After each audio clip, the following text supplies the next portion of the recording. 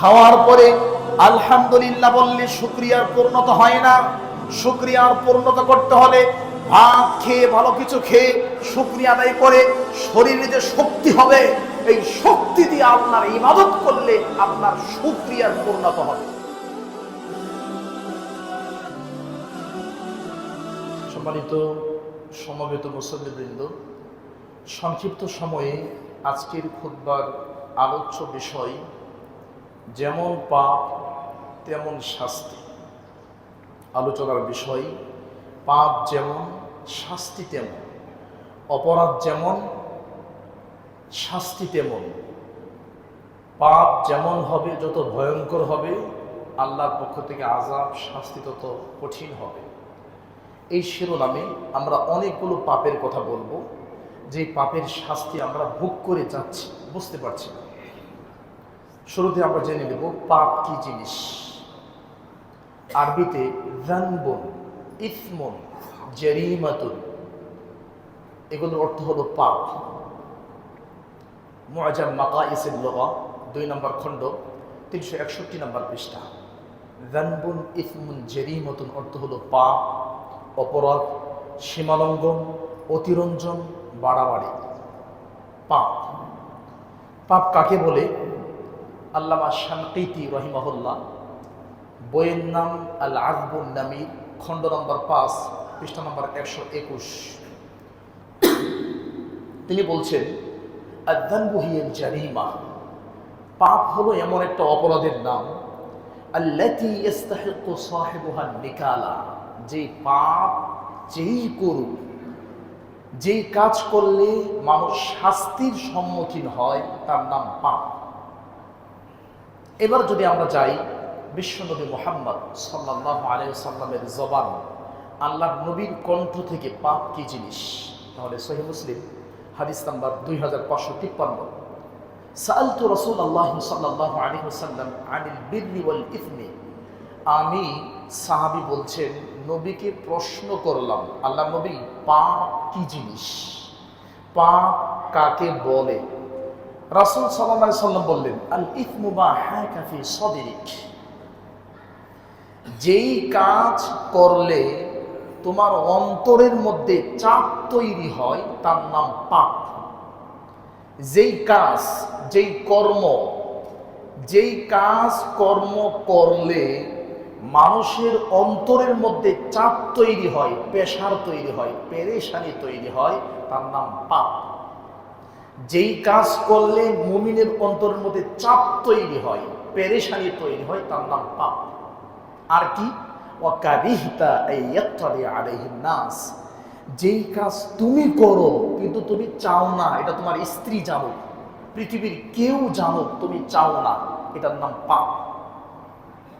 আরো যদি জানি, তিরমিজি এবং আবু দাউদের হাদিস, মুস্তাদ আহমদ বিন হাম্বলেও আসছে, রাসূল সাল্লাল্লাহু আলাইহি ওয়াসাল্লাম বলছেন ইদা সাররাতকা হাসানাতুকা ওয়া সাআতকা সাইয়্যাতুকা ফাআনতা মুমিন, ভালো কাজ করলে যদি অন্তরে ভালো লাগে, মনটা ঠান্ডা হয়, মনের মধ্যে শান্তি পাওয়া যায়, আর খারাপ কাজ করলে যদি অন্তরের মধ্যে খারাপ লাগে, কষ্ট লাগে, বারাক্রান্ত হয়, হৃদয়ে রক্তক্ষরণ হয়, তাহলে তার নাম পাপ।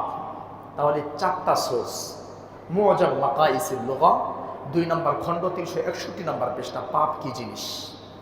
আল আযবুন নামীর, খণ্ড নম্বর 5 পৃষ্ঠা নম্বর 121, পাপ কি জিনিস। সহিহ মুসলিম 2553 নম্বর হাদিস, পাপ কি? যেটা করলে অন্তরে চাপ তৈরি হয়, পেরেশানি তৈরি হয়। এই যে আল্লাহর নবীর হাদিস এবং কিছু অভিধান থেকে আপনাদেরকে দেখাইলাম, যেই জিনিস করলে অন্তরে চাপ, পেরেশানি, প্রেসার তৈরি হয়, তার নাম পাপ। তার মানে আপনি পাপ করেই যাচ্ছেন, জেনা, ব্যভিচার, ধর্ষণ, গণধর্ষণ, সুদ, ঘুষ, চুরি, ডাকাতি, ছিনতাই, রাহাজানি, জুলুম, অত্যাচার, অন্যায়, অবিচার, ব্যভিচার, পাপাচার, হাহাকার, বহু অন্যায় করে যাচ্ছে। কিন্তু অন্যায় করার পরে এই জায়গাতে কোনো রকমের অনুভূতি লাগে না, শান্তি লাগে। তার মানে আপনার এই জায়গা নষ্ট হয়ে গেছে, আপনার এই জায়গাটা নষ্ট হয়ে গেছে। জিহ্বা যেমন নষ্ট হয়ে গেলে লবণ, মরিচ স্বাদ, এটা কি যেমন অনুভব করা যায় না, জিহ্বা নষ্ট হয়ে গেছে, জিহ্বা শেষ। এরকম অন্তর যখন নষ্ট হয়ে যাবে, তখন কোনটা পাপ, কোনটা সওয়াব, কোনটা ভালো, কোনটা মন্দ, এটা এই জায়গা থেকে ভেরিফাই করা, এটাকে যাচাই বাছাই করার মতো ক্ষমতা আপনার থাকবে না। আমার প্রিয় ভাইয়েরা, আমরা জানলাম পাপ কি জিনিস। চলেন এবার পাপ দুই প্রকার, বড় পাপ, ছোট পাপ। যদি আমরা ছোট পাপগুলো, যদি আমরা বড় বড় পাপ না করি, কবিরা গুনাহ না করি, তাহলে ছোট ছোট পাপগুলো আল্লাহ এমনিই ক্ষমা করে দিবেন। আল্লাহ 3 জায়গায় বলছেন, 4 নম্বর সূরা 31 নম্বর আয়াত, পৃথিবীর মানুষ বড় পাপ ছেড়ে দাও, ছোট পাপ এমনিই ক্ষমা। 42 নম্বর সূরা 37 নম্বর আয়াত, পৃথিবীর মানুষ বড় পাপ কবিরা গুনাহগুলো ছেড়ে দাও, সগীরা গুনাহ এমনিই ক্ষমা। 54 নম্বর সূরা 32 নম্বর আয়াত, পৃথিবীর মানুষ বড় পাপ ছেড়ে দাও, ছোট পাপ এমনি ক্ষমা। তাহলে যদি আমরা কবিরা গুনাহ কি, বহু কবিরা গুনাহ আছে। এর আগের জুমায় খুতবা দিয়ে গিয়েছিলাম গান বাজনা সম্পর্কে বক্তব্য দিয়ে গিয়েছিলাম, কিন্তু এখনো গান বাজনা বন্ধ হয় নাই। আপনাদের পকেটে গান বাজনার যন্ত্র আছে, আপনার ঘরের মধ্যে এখনো ডেকসেটগুলো আছে। আবার কেউ কেউ হয়তো নতুন করে গুলশান বনানী থেকে কিনে নিয়ে আসছে, আবার কেউ লন্ডন থেকে নিয়ে আসে, ছেলে স্পেন থাকে, আমেরিকায় থাকে, বলছে ওখানের ওগুলোর আওয়াজ ভালো, ওগুলো নিয়ে আসো। নাউজুবিল্লাহ মিন যালিক। গান বাজনা সম্পর্কে বক্তব্য দিয়ে গেছিলাম 1 মাস আগে। এখনো গান বাজনা এই নদীর উপর দিয়ে যায়, আর আপনারা টাকায় টাকায় তামাশা দেখেন। আপনারা বেড়াইদের মানুষ, বাড্ডার মানুষ, সাহসী মানুষ, ডাকার মানুষ, শরীরে শক্তি আছে, মাথায় ব্রেন আছে, টাকার দাপট আছে, সব কিছু আছে। চাইলেই এই যুবকদেরকে পিটাইয়া সোজা করতে পারেন, চাইলেই এদের গান বাজনা বন্ধ করতে পারেন। কারণ আপনারা জানেন না এদিক দিয়ে গান বাজনা হবে, আর আপনারা তাকায় তাকায় তামাশা দেখবেন। আযাব যখন আসবে তখন আপনাদেরকে সেভ করে না, আপনাদের উপর আগে আসবে। এই জন্য আজকে আমি, যেমন পাপ তেমন শাস্তি। আপনি তামাশা দেখেন, এই তামাশার শাস্তি আপনার হবে। তামাশা কি? নিচ দিয়ে যাচ্ছে গান বাজনার গাড়ি, আর আপনি 5 তলা থেকে তাকায় তাকায় দেখছেন, এটা ঘৃণা করেন। আপনি আমাদের পূর্বপাড়া মসজিদের ফজরের নামাজের নিয়মিত মুসল্লি, আপনি গান বাজনা অপছন্দ করেন, কিন্তু 5 তলা থেকে মাথা নিচু করে তাকায় তাকায় দেখতেছেন, এটাও আপনার পাপের কারণ। এই পাপের জন্য আল্লাহ আপনাকে ধরবেন। এই জন্য বললাম পাপ কয় প্রকার? 2 প্রকার, ছোট পাপ, বড় পাপ। একটা আয়াত পড়ি, 4 নম্বর সূরা 31-32 নম্বর আয়াত। আল্লাহ বলছেন, ইন তাজতানিবু কাবায়িরা মা তুনহাউনা আনহু নুকাফির আনকুম সাইয়্যাতিকুম ওয়া নুদখিলকুম মুদখালান কারীমা। আল্লাহ বলছেন, ইন তাজতানিবু কাবায়ির, কবিরার বহুবচন কাবায়ির। তোমরা যদি বড় বড় পাপ, কবিরা গুনাহ ত্যাগ করতে পারো, বর্জন করতে পারো, কবিরা গুনাহগুলো তালিকা করে তালাক দিতে পারো।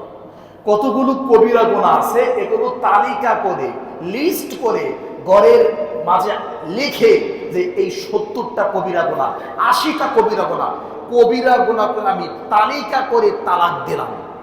এই কাজ যদি করতে পারো, ছোট পাপ আমি ক্ষমা করে দিব, জান্নাত তোমাদেরকে দিয়ে দিব। সুবহানাল্লাহ বললেন না? আল্লাহু আকবার। তাহলে কবিরা গুনাহগুলো ছাড়তে হবে। আমার ভাই, এবার চলেন কোন পাপের কি শাস্তি। অনেক পাপ করে যাচ্ছি, শাস্তিও ভোগ করতেছি, কিন্তু বুঝি না, ব্রেনে ধরে না। পাপ করেন, শাস্তিও ভোগ করেন, কিন্তু বুঝেন না। যেমন প্রিয় ভাইয়েরা, এখন আমি 8 থেকে 9টা শাস্তির কথা বলব। 8 থেকে 9টা শাস্তি যাদেরকে আল্লাহ দিয়েছেন বিভিন্ন অপরাধে। তার মধ্যে 5টা শাস্তি কোরআন কারীম 7 নম্বর সূরাতুল আরাফ 133 নম্বর আয়াত। আল্লাহ বলছেন, فأرسلنا عليهم الطوفان والجراد والقمل والضفادع والدم آيات مفصلات فاستكبروا وكانوا قوما مجرمين আল্লাহ বলছেন আরসালনা আলাইহিম আত-তুফান, আমি এদের কাছে তুফান দিছি। তুফান কি? ঝড়, বৃষ্টি, জলোচ্ছ্বাস, বন্যা, এগুলো তো হচ্ছে, অভাব নেই। আমরা ঢাকার মানুষ, আমরা হয়তো এরকম বন্যায় পড়ি না, কিন্তু আমাদের আধা ঘন্টা 1 ঘন্টা বৃষ্টি হলে বন্যার চেয়ে কম হয় না। মনে রাখতে হবে, এই বৃষ্টি যদি 5 দিন 6 দিন হয়, তাহলে ঢাকার মানুষকে ডুবে মরতে হবে। আল্লাহ 1-1.5 ঘন্টা দেন, 1-1.5 ঘন্টার বৃষ্টিতেই রাস্তায় চলা যায় না। এটা যদি 2 দিন 5 দিন 7 দিন চলে, আপনাকেও বন্যাতে পড়ে যেতে হবে। কিন্তু এই যে আযাবের সম্মুখীন হচ্ছে, বুঝি না? চট্টগ্রাম, সাতকানিয়া, লোহাগাড়া, চকরিয়া, বান্দরবন, এই সমস্ত এরিয়ায় যারা গিয়েছেন, আলহামদুলিল্লাহ গত 2 দিন আগে গিয়েছিলাম, ওখান থেকে আসছে আমাদের আহলুল হাদিসের বহু সংগঠন গিয়েছে। মানুষের যে অবস্থা, স্রোত, একটা বাড়ির নিচে দাঁড়ালাম, বিল্ডিং বাড়ি, এমন স্রোত আসছে ওয়াল পর্যন্ত ভেঙে গেছে। একটা পাকা রাস্তার অস্তিত্ব নেই, বোঝার কোনো উপায় নেই, বহু মানুষ মারা গেছে। এই যে আরসালনা আলাইহিম তুফান, আল্লাহ বলছেন আমি এদেরকে তুফান দিয়েছি। তুফান কাদেরকে?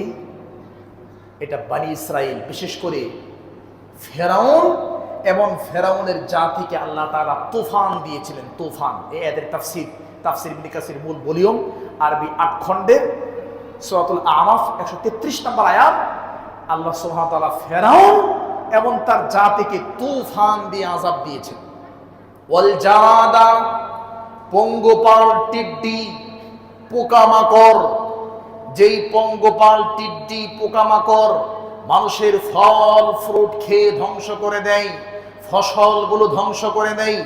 ওয়াল কুম্মালা, মাথা রুকুন, মাথা রুকুন, এটাও আল্লাহর পক্ষ থেকে গজব। এখন তো মহিলারা খাওয়াতে বসেও মারে, খাইতে বসেও মারে, নামাজে বসেও মারে, ঘুমায়ও মারে। কয়েকদিন পরে হতে এরকম গজব হতে পারে। মশা মারার যেমন ব্যাট তৈরি হচ্ছে, মাথার উকুন মারার ব্যাট তৈরি করতে হবে। এটাও কিন্তু একটা গজব। আল্লাহ এই গজব আগের জাতিকে দিয়েছে, এটাও একটা গজব।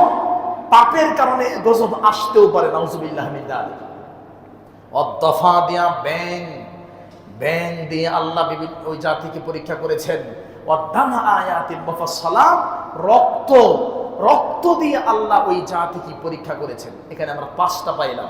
আমার ভাই, আজকে আমরা পাপ করি, অন্যায় করি, অহংকার দেখাই, কিন্তু শিক্ষা নেই না।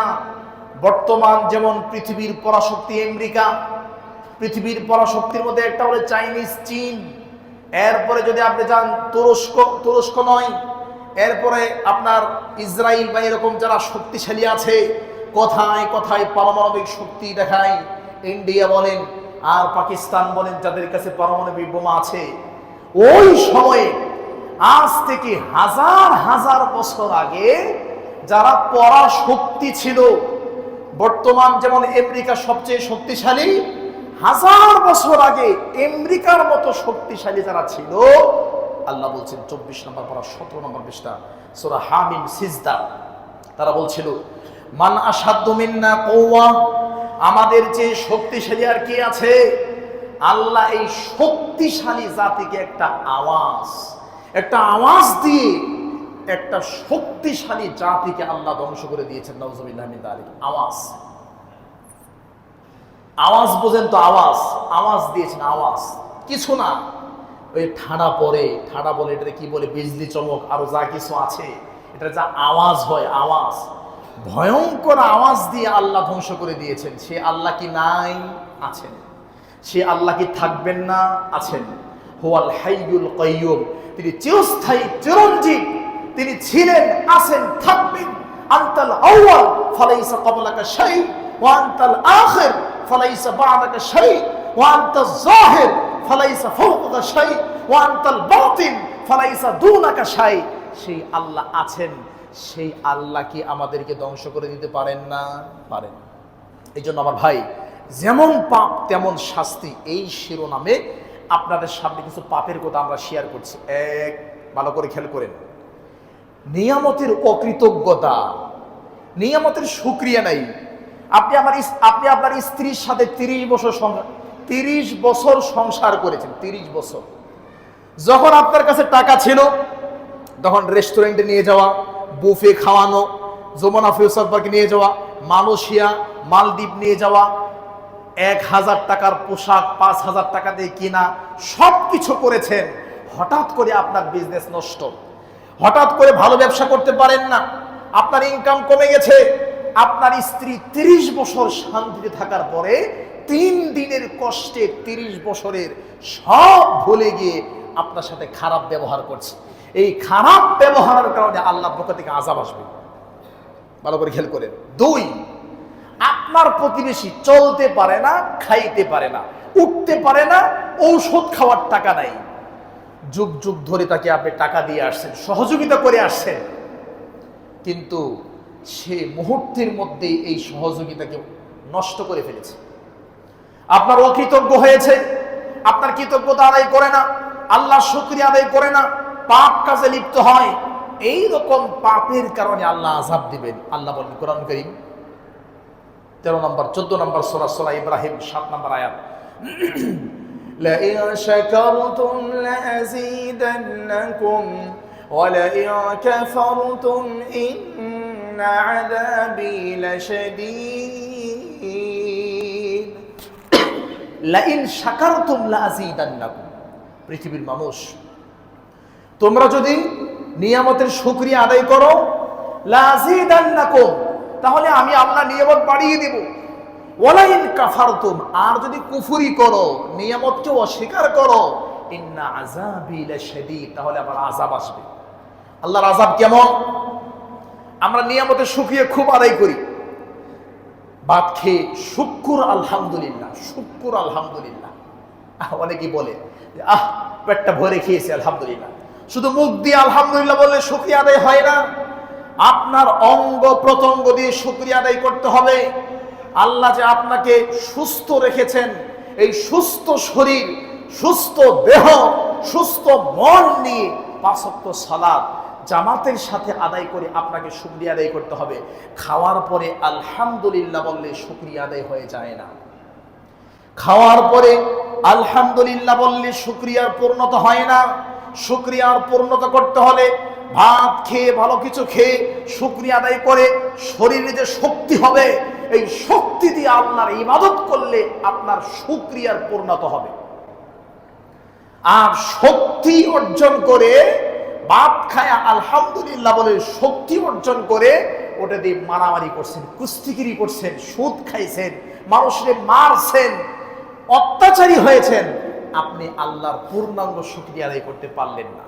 আমার ভাই, এই জন্য আল্লাহ তারা পরীক্ষা দেন। কি পরীক্ষা? দেখেন, আল্লাহ বলছেন 2 নম্বর সূরা 152-53 নম্বর আয়াত, وَلَنَبْلُوَنَّكُمْ بِشَيْءٍ مِّنَ الْخَوْفِ وَالْجُوعِ وَنَقْصٍ مِّنَ الْأَمْوَالِ وَالْأَنفُسِ وَالثَّمَرَاتِ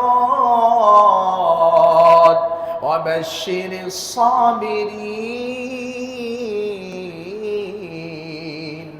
وَلَنَبْلُوَنَّكُمْ بِشَيْءٍ مِّنَ الْخَوْفِ, আমি আল্লাহ তোমাদেরকে ভয় ভীতি দেখিয়ে পরীক্ষা করি। ওয়ালজু, খোদা দিয়ে, অভাব দিয়ে তোমাদেরকে পরীক্ষা করি। আমি তোমাদেরকে অভাব অনটন দিই, আমি তোমাদেরকে খোদা দিয়ে, তোমাদের ধন সম্পদ নষ্ট করে, তোমাদের ক্ষেত খামার নষ্ট করে, তোমাদের ফল ফ্রুট নষ্ট করে, তোমাদের খাদ্যদ্রব্য নষ্ট করে, তোমাদের বাড়ি গাড়ি নষ্ট করে, তোমাদেরকে অ্যাক্সিডেন্ট করিয়ে, তোমাদেরকে ব্যবসার মধ্যে ক্ষতিগ্রস্ত করে বিভিন্নভাবে তোমাদেরকে পরীক্ষা করি। যেমন পাপ তেমন শাস্তি, কিন্তু তোমরা বুঝো না। ব্যবসায় লস হলেই আমরা বিভিন্ন অজুহাত দিয়ে বেড়াই, কিন্তু কোন পাপের জন্য এটা হচ্ছে, এটা আমরা কি সমস্যার জন্য হচ্ছে, এটা আমরা বুঝি না। এটা বোঝার চিন্তা করতে হবে, আমার চেষ্টা করতে হবে আমার ভাই। এরকম যতগুলো পাপ আছে, যেমন পাপ তেমন শাস্তি, তার মধ্যে অন্যতম আরেকটা পাপ অত্যন্ত গুরুত্বপূর্ণ, সেটা হলো ভালো কাজে আদেশ, খারাপ কাজে নিষেধ। আপনি 5 ওয়াক্ত সালাত জামাতের সাথে আদায় করেন, আপনি গান বাজনা শোনেন না, আপনি সুদের দিকে যান না, আপনি হারামে লিপ্ত নয়, আপনি জালেম নন, আপনি অত্যাচারী নন, আপনি হঠকারী নন, আপনি ধাম্বিক নন, আপনি স্বেচ্ছাচারী নন, কিন্তু আপনার সামনে অন্যায় হয়, মূর্তির মতো দাঁড়াইয়া চুপ থাকেন, আপনি পাপী। এই পাপের কারণে আল্লাহ আযাব দিবেন। দলিল তিরমিজি হাদিস নাম্বার 2169, 2169 নম্বর হাদিস। রাসূল সাল্লাল্লাহু আলাইহি সাল্লাম বলেন, আল্লাহি লা তা'মুরুন্না বিল মা'রুফ, আল্লাহর কসম তোমরা মানুষকে ভালো কাজে আদেশ করো, ওয়ালা তানহাউন্না আনিল মুনকার, তোমরা মানুষকে খারাপ কাজ থেকে নিষেধ করো।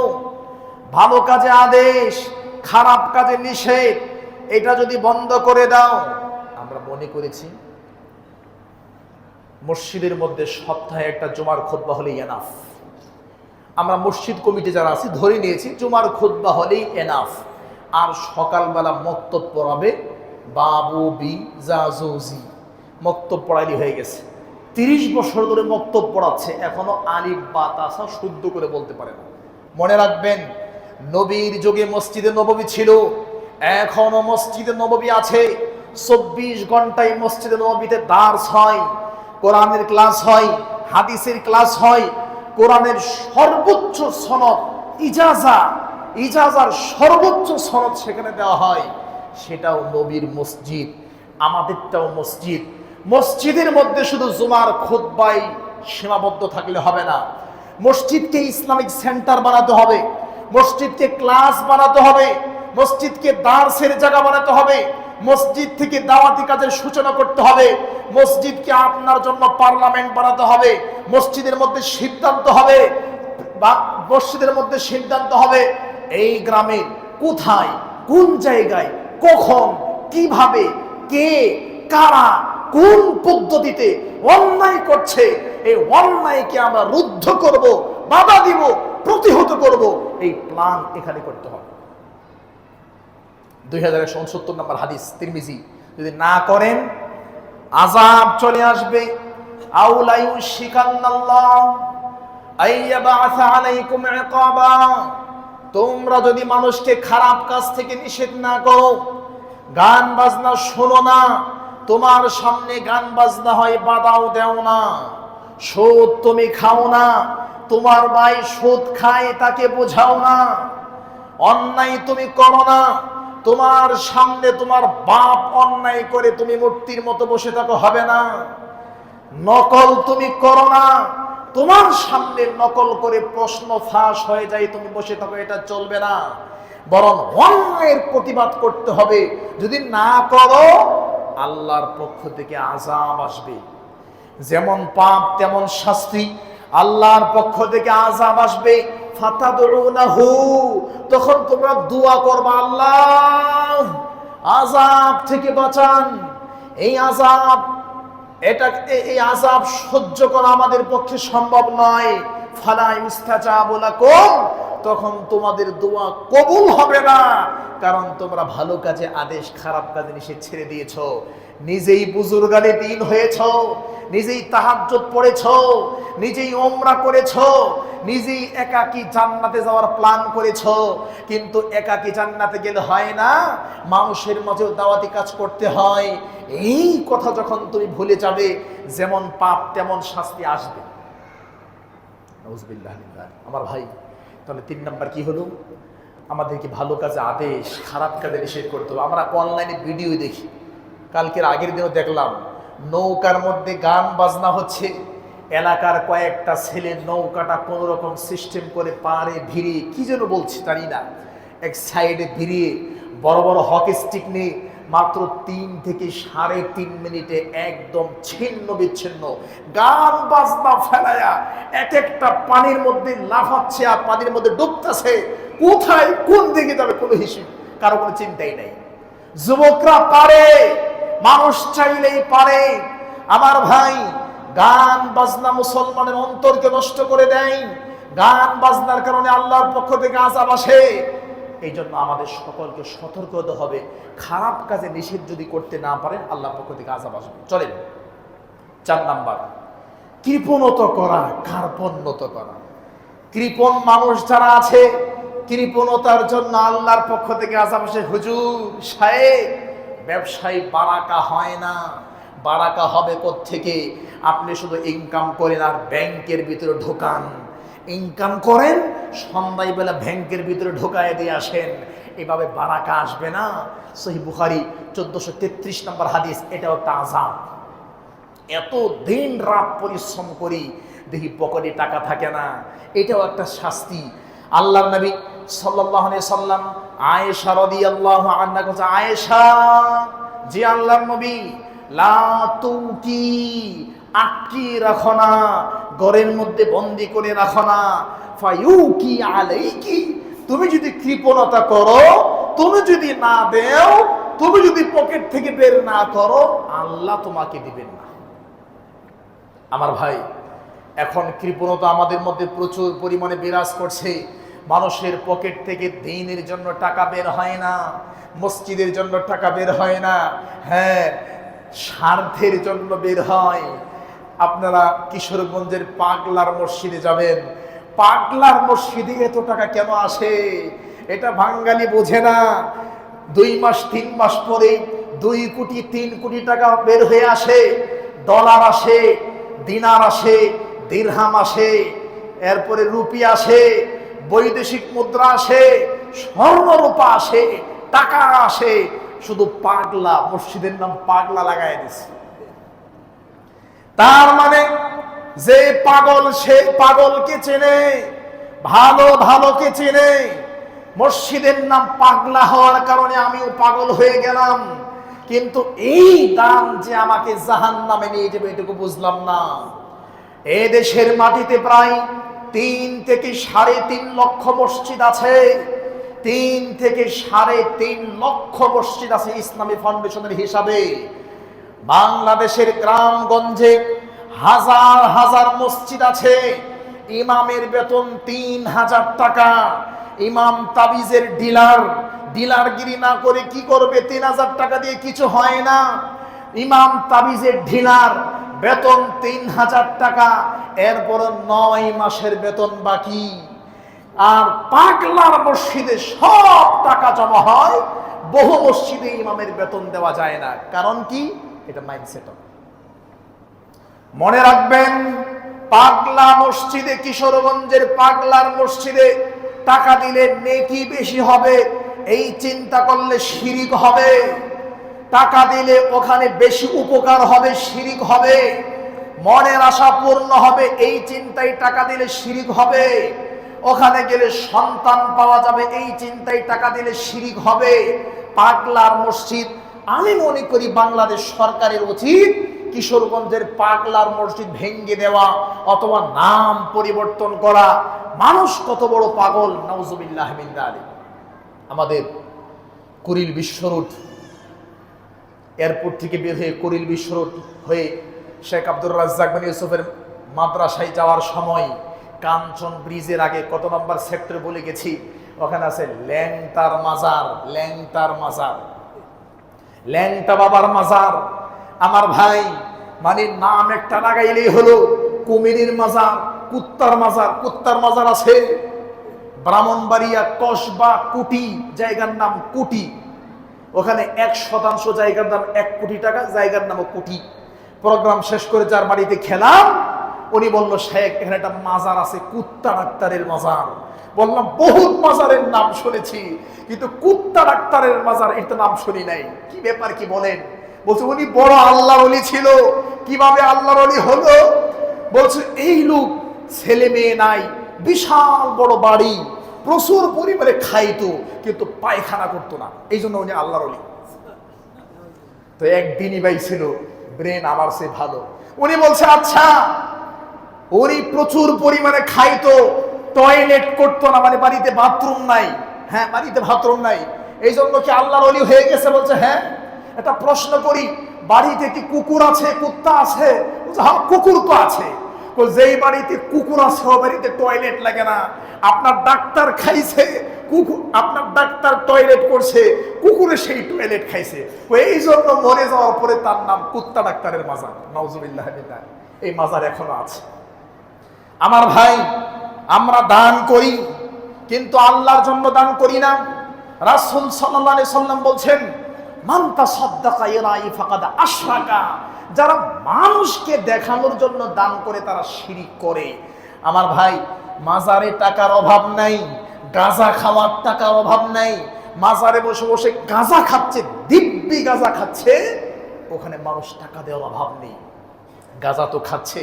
আর গাঁজাখোররা কি বলে জানেন? আল্লাহ মাফ করুক আপনাদের সতর্কের জন্য। গাঁজা খাচ্ছে আর বলছে, শোনো মুমিন মুসলমান, বৈশা বৈশা গাঞ্জা টানো, আখিরাতে সবই পাইলেও গাঞ্জা পাইবা না। নাউজুবিল্লাহ।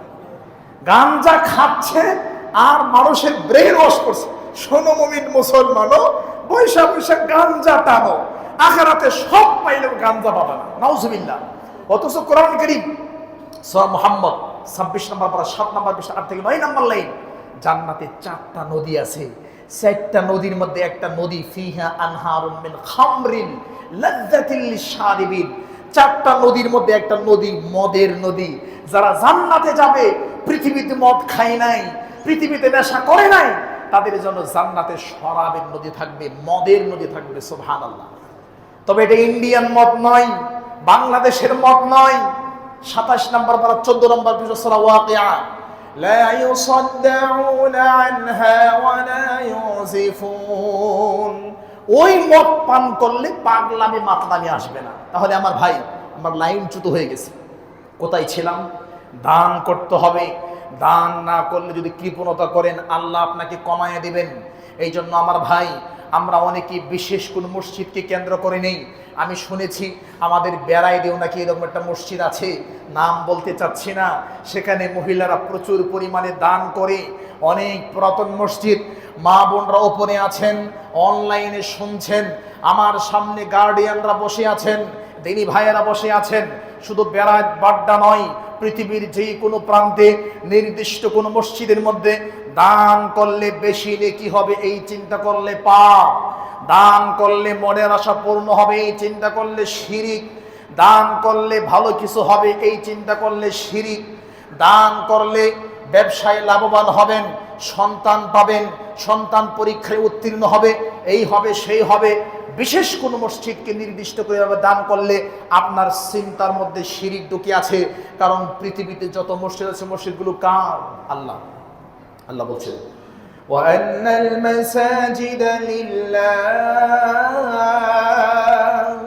فلا تدعوا مع الله أحدا وأن المساجد لله।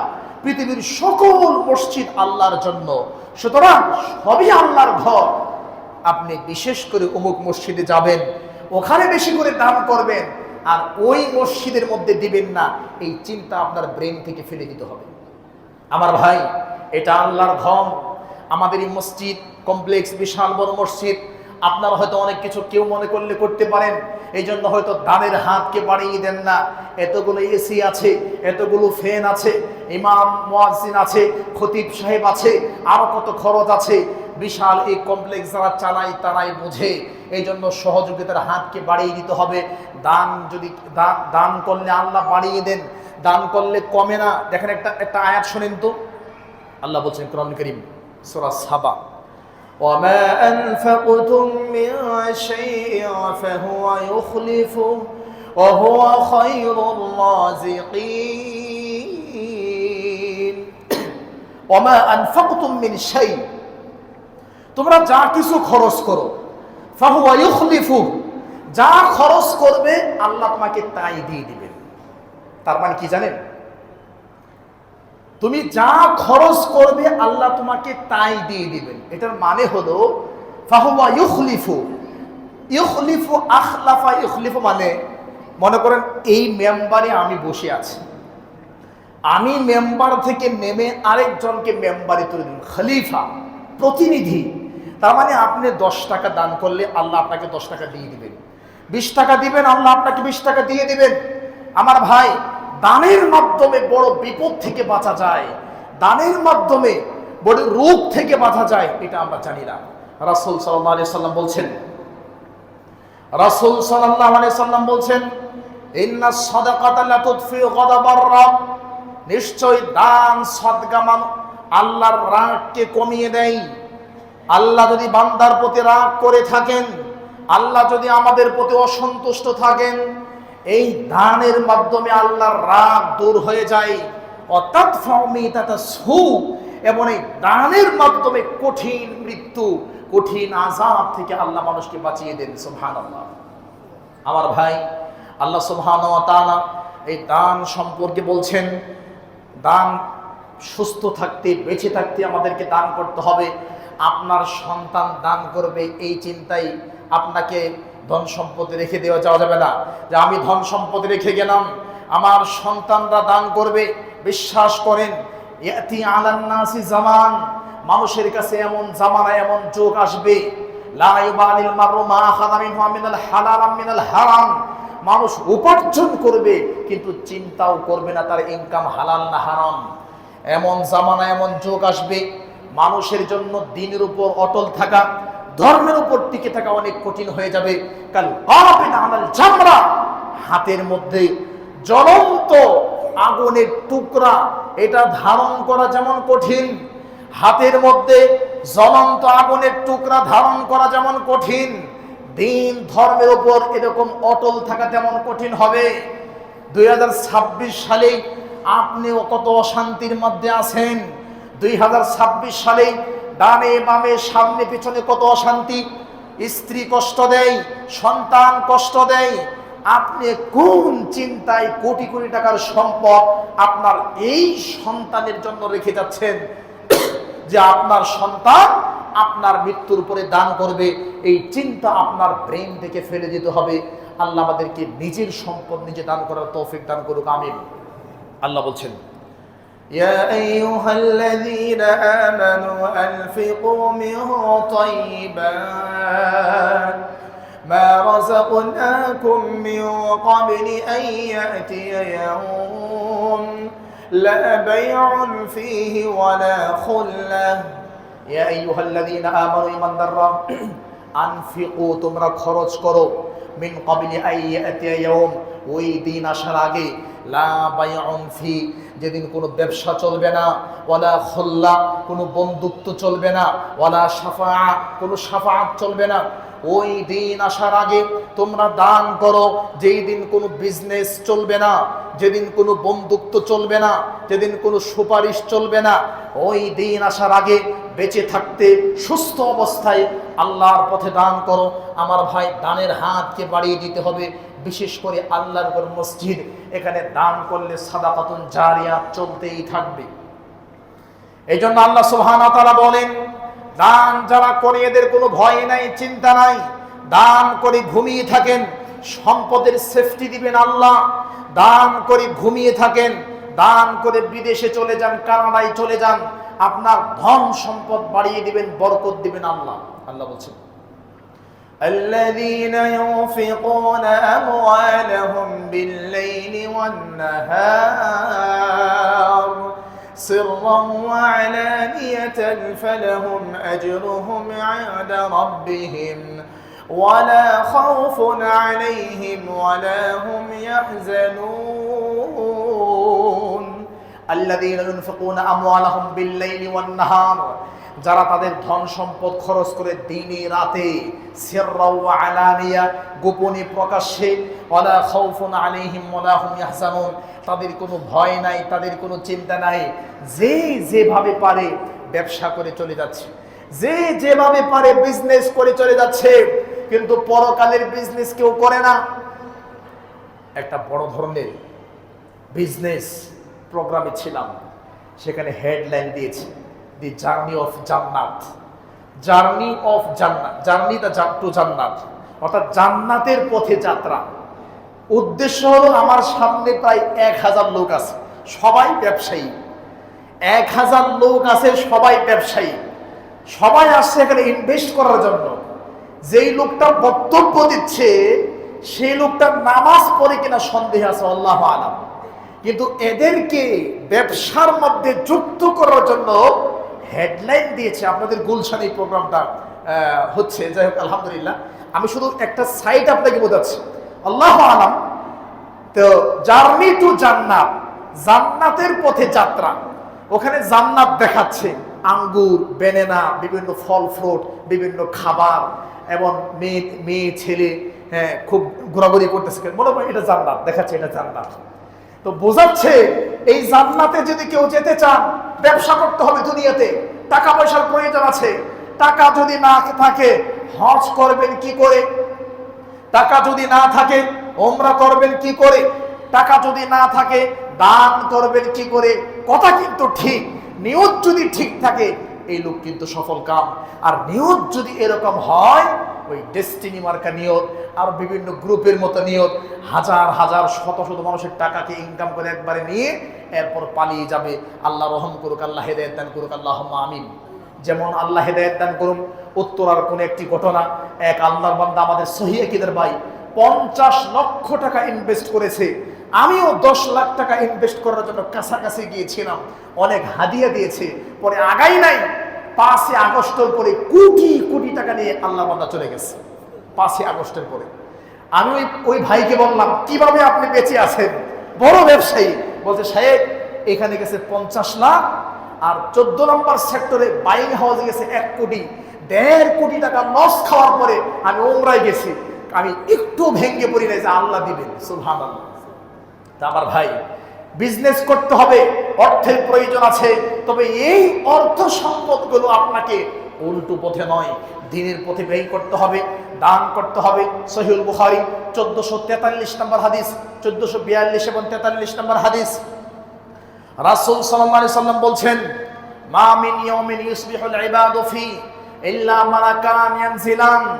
প্রতিদিন 2 জন ফেরেশতা আকাশ থেকে নেমে আসে, একজনে দোয়া করে আরেকজনে বদদোয়া করে। প্রতিদিন 2 জন ফেরেশতা আসমান থেকে নেমে আসে পৃথিবীতে, একজন ফেরেশতা দোয়া করে আরেকজন ফেরেশতা বদদোয়া করে। একজনে বলে, আল্লাহ আল্লাহুম্মা আ'তি মুনফিকান খালাফা, হে আল্লাহ যারা দান করে, যারা সাদাকা করে, যারা যাকাত দেয়, এদের ধন সম্পদ আপনি বাড়িয়ে দেন। আরেকজন বলে, আল্লাহুম্মা আ'তি মুমসিকান তালাফা, আল্লাহ যারা দেয় না, আটকে রাখে, কৃপণতা করে, এদেরকে আপনি ধ্বংস করে দেন। নাউজুবিল্লাহ মিন যালিক। আমার ভাই, প্রতিদিন যদি কেউ ফেরেশতার দোয়া পেতে চায়, প্রতিদিন যদি কেউ ফেরেশতার বদদোয়া থেকে বাঁচতে চায়, তাহলে আমার চিন্তায় আমি বলতে চাই, যাদের যাকাত ফরজ হয়েছে, যদিও হাদিসের ব্যাখ্যায় যাকাত বলা হয়েছে, তাহলে যাকাতটা টাইম মতো আদায় করে দেওয়া। যাকাত ফরজ হয়েছে, যাকাত দেন নাই, তাহলে ফেরেশতার বদদোয়া নিয়ে আপনাকে যেতে হবে। রিকশাওয়ালার বদদোয়া, এটার চাপ সামলানো যায় না। মা বাবার বদদোয়া, এটাই সহ্য করা যায় না। অসহায় মানুষ বদদোয়া করলে আমাদের ভয় লাগে, কিন্তু ফেরেশতা যখন আপনার জন্য বদদোয়া করবে তখন আপনার কঠিন অবস্থা হবে। এই জন্য বেশি বেশি করে দান করতে হবে। আল্লাহ আমাদেরকে দান করার তৌফিক দান করুক, আল্লাহুম্মা আমিন। প্রিয় ভাই, মসজিদ আল্লাহর ঘর, আল্লাহর দয়ায় অতঃপর আপনাদের সহযোগিতায় মসজিদগুলো চলে। বিশেষ করে আমাদের এই মসজিদে সহযোগিতার পরিমাণ খুব কম হয়। এই জন্য আজকে বলবেন যে আপনার আলোচনার বিষয় ছিল কি, যেমন পাপ তেমন শাস্তি। এর মধ্যে একটা পাপ কি, কৃপণতা করা, দান না করা। ওই প্রসঙ্গ টানতে টানতে এই পর্যন্ত আসলাম, দান করতে হবে। দান করার জায়গা কোথায়?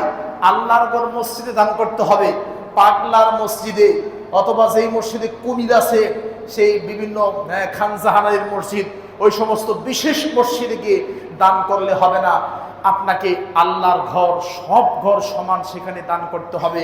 বিশেষ করে আমার প্রিয় ভাইয়েরা, আমাদের বেড়াইদেও এরকম একটা চিন্তা ভাবনা অনেকের ভিতরে আছে যে অমুক মসজিদে দান করলে বেশি নেকি হবে, বা অমুক মসজিদে বেশি করে দান করা উচিত, এরকম চিন্তা করি। ওই চিন্তা থেকে আমাদের বের হয়ে আসা উচিত। আল্লাহ আমাদের সকলকে সেই তৌফিক দান করুক, আল্লাহুম্মা আমিন। আমার প্রিয় ভাইয়েরা, তাহলে আজকের আলোচনায় আমরা কি জানলাম? এক বাক্যে বাড়িতে কি নিয়ে যাব? যেমন পাপ তেমন শাস্তি মর্মে আমরা জানলাম পাপ কি জিনিস। এক নম্বর জানলাম পাপ কি জিনিস চারটা গ্রন্থ থেকে, মুআজাম মাকাইসিল লুগা, আল আযবুন নামির, সহিহ মুসলিম, আবু দাউদ, মুসনাদ আহমদ বিন হাম্বল পৃষ্ঠা নম্বর সহকারে আমরা উল্লেখ করেছি। এরপরে কি জানলাম? পাপ দুই প্রকার, ছোট পাপ বড় পাপ। এরপরে কি জানলাম? বড় পাপ না করলে ছোট পাপ আল্লাহ এমনি ক্ষমা করে জান্নাত দিয়ে দিবেন, সুবহানাল্লাহ। এরপরে কি জানলাম? এরপরে বিভিন্ন পাপের বিভিন্ন শাস্তি, যেমন তুফান, বন্যা, জলোচ্ছ্বাস, রক্ত, ব্যাঙ, উকুন, আওয়াজ, হ্যাঁ এইরকম বিভিন্ন আযাব দিয়ে আল্লাহ ধ্বংস করেছেন। এরপর আমরা কি জানলাম? যেই কোনো পাপ করলে আল্লাহ নিয়ামত উঠিয়ে নেন। এরপরে জানলাম নিয়ামতের অকৃতজ্ঞ হলে আল্লাহ আযাব দেন। এরপরে জানলাম নিয়ামত শুধু আলহামদুলিল্লাহ বললে হয় না, আলহামদুলিল্লাহ বলার পরে শরীরে যে শক্তি হবে খাওয়ার পরে ওই শক্তিটা দিনের পথে ব্যয় করতে হবে। এরপর আমরা জানলাম ভালো কাজে আদেশ করতে হবে, খারাপ কাজ থেকে নিষেধ করতে হবে। এটা যদি না করেন বুজুর্গানের দিন হয়ে মসজিদে বসে তসবিহ টিপলেও জান্নাতে যেতে পারবেন না। হ্যাঁ জান্নাতে যাবেন কিন্তু পৃথিবীর আযাব থেকে আপনি বাঁচতে পারবেন না। আযাব আসলে আপনার কাছেও আসবে, কারণ আপনি খারাপ কাজে নিষেধ করেন নাই। এরপরে কি বললাম? গান বাজনা যেই কোনো মূল্যে বন্ধ করতে হবে। আমি বেড়াইদের মানুষ, বাড্ডার মানুষ, এই এলাকার মানুষ, এখানে গান বাজনা হবে, সহ্য করতে পারি না, এটা আমাকে বন্ধ করার চেষ্টা করতে হবে, করতেই হবে। আল্লাহ সেই তৌফিক দান করুক, আল্লাহুম্মা আমিন। এরপরে কি জানলাম? আযাব আসার অন্যতম কারণ হলো কৃপণতা করা, দান না করা। আমরা যদি কৃপণতা থেকে বের হয়ে আসে, বেশি বেশি দান করতে পারি, আল্লাহ আমাদের সকলকে সেই তৌফিক দান করুক, আল্লাহুম্মা আমিন।